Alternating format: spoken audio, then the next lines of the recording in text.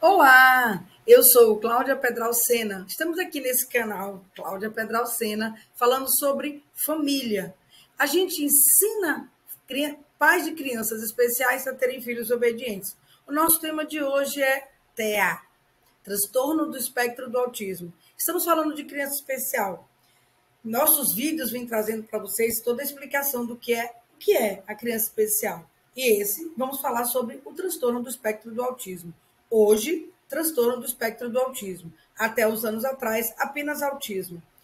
Tinha o Asperger, que também mudou de nome, e agora a gente está lidando com o TEA. Já há alguns anos que a gente ouve falar sobre o transtorno do espectro do autismo com essa nomenclatura. E por que espectro, né? E quando a gente fala de autismo, na verdade, tem uma série de coisas para a gente falar sobre isso. Houve um boom desde que eu me formei para cá. Infelizmente, houve um crescimento muito grande dessas crianças hoje convivendo com a gente.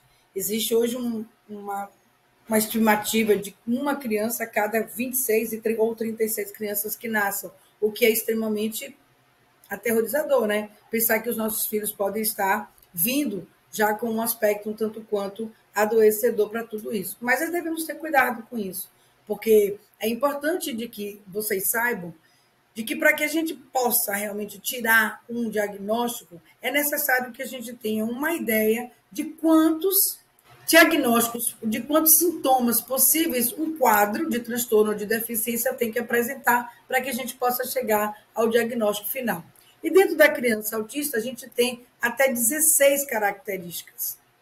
Muitas delas, muitos de vocês conhecem. A principal é a ausência da fala, que é um mutismo seletivo. E hoje, infelizmente, quando as crianças apresentam um atraso de fala, se leva muito para esse lado do autismo. Muito cuidado, porque não necessariamente somente a ausência da fala seria um quadro de autismo. Às vezes, a falta de manutenção do olhar para o outro também é muito da criança. Ela não tem essa coisa de olhar o tempo inteiro. Cuidado com isso, porque tem um olhar específico. O empobrecimento no brincar também é uma outra característica muito forte que a gente encontra no nosso dia a dia. A criança não tem um nível de exploração, nível exploratório de ambientação ou de brinquedo, o que pode vir a prejudicar no desenvolvimento, fatalmente no desenvolvimento da criança. A resistência a questões pedagógicas e ao processo de aprendizagem, automaticamente, porque ela tem um canal de comunicação e socialização também comprometidos. Muitas vezes a criança pode apresentar um quadro parecido com de surdez e não necessariamente é surda. A gente chama e ela não obedece. Pode ser confundido, inclusive, com as crianças que têm, sim, um quadro de surdez, de rebaixamento, de perda ou total surdez, porque ela não escuta e a criança autista também tem um comportamento parecido com isso. Ela apresenta, sim, uma irritabilidade. Algumas crianças têm o transtorno da percepção sensorial, e que não necessariamente todas as crianças autistas tenham, e nem todas as crianças que têm o transtorno de percepção sensorial têm o autismo.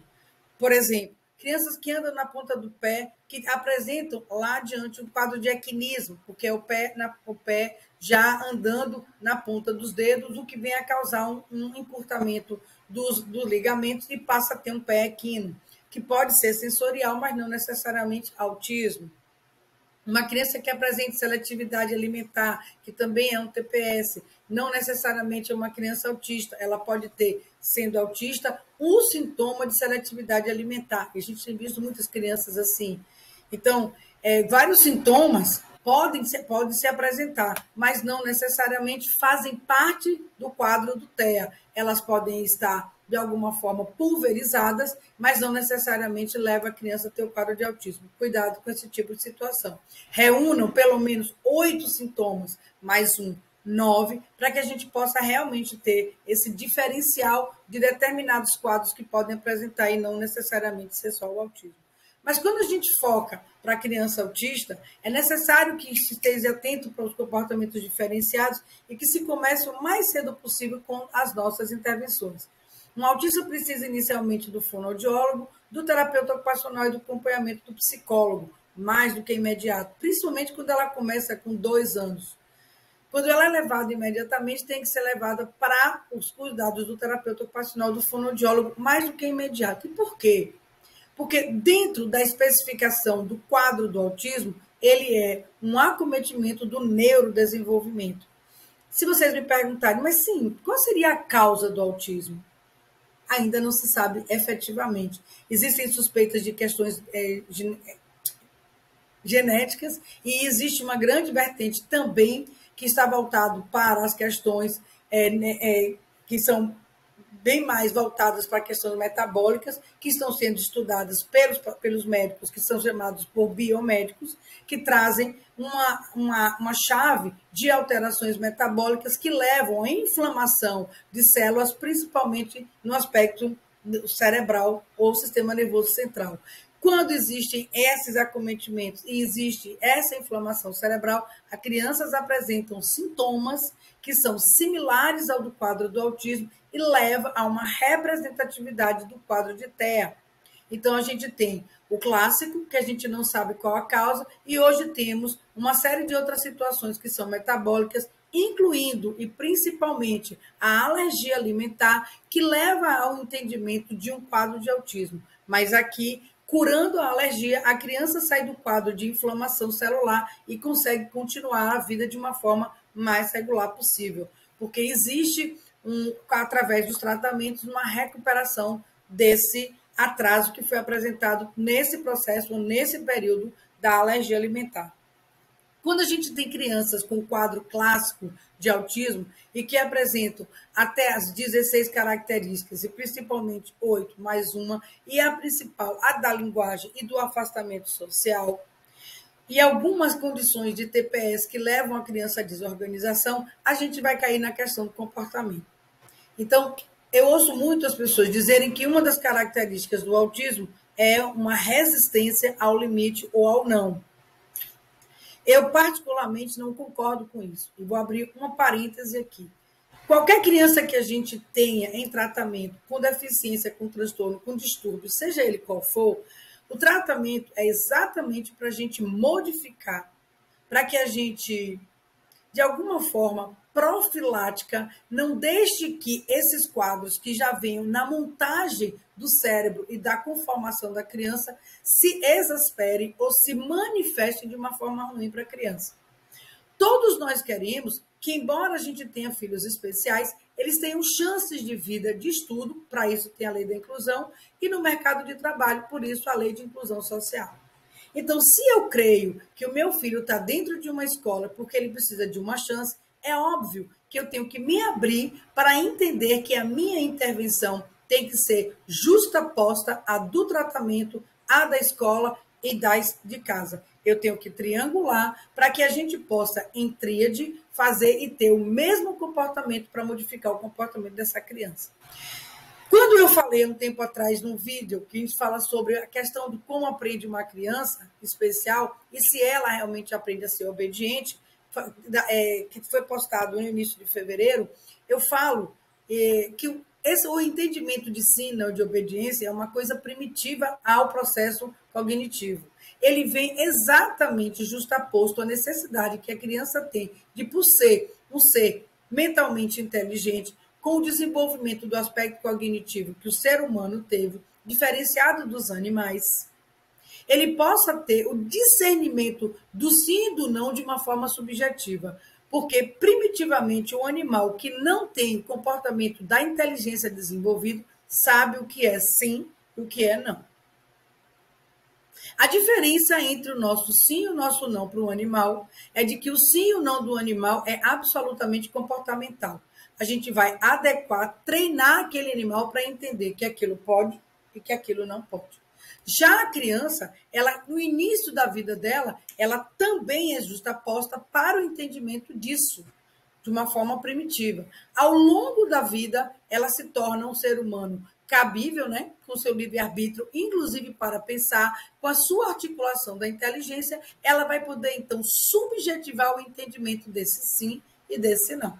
Ela vai questionar, ela vai achar ruim, ela vai manifestar, e por isso, aos 2 para os 3 anos, a criança apresenta a etapa da birra, que é exatamente quando ela começa a descobrir o mundo, é quando ela entra na fase de sensório-motora, está em Piaget, e começa a descobrir o seu mundo ao redor. E a criança autista também, apesar dela se mostrar indiferenciada, a relação pessoal, ela percebe o meio em que ela está. Muitas das reações das crianças que parecem ser agressivas fazem parte de uma intolerância dessa criança ao meio ambiente ou às relações. E essa desorganização que se manifesta muitas vezes com comportamento agressivo é uma manifestação, na verdade, da criança em dizer ao par, em dizer ao pai, em dizer a quem está com ele, não estou gostando disso. Muitas vezes o adulto insiste com aquele comportamento, a criança termina, por conta do processo de intolerância e de não aceitação daquilo, ela termina se tornando agressiva. Então, isso significa que a criança que tem o aspecto do TEA, ela tem uma resistência ao entendimento do não? Não necessariamente. E é para isso que nós estamos aqui. Quando nós, terapeutas, família e escola, nos determinamos a desenvolver na criança, acreditando no processo de plastagem cerebral que modifica o padrão de comportamento e crescimento do cérebro, ela vai, através das nossas intervenções, entender o que é sim e o que é não. Porque se ela tem resistência ao não, como é que ela compreende o sim? Boa pergunta para se pensar. Como é que ela compreende que pode? Por que ela luta para querer as coisas? Porque todas as fases a criança passa. Quando eu falo que a gente não deve raciar o autismo, é em função de que é uma criança que apresenta um transtorno do neurodesenvolvimento, ainda sem causas específicas, mas com alterações neurológicas a serem trabalhadas, que são os sintomas.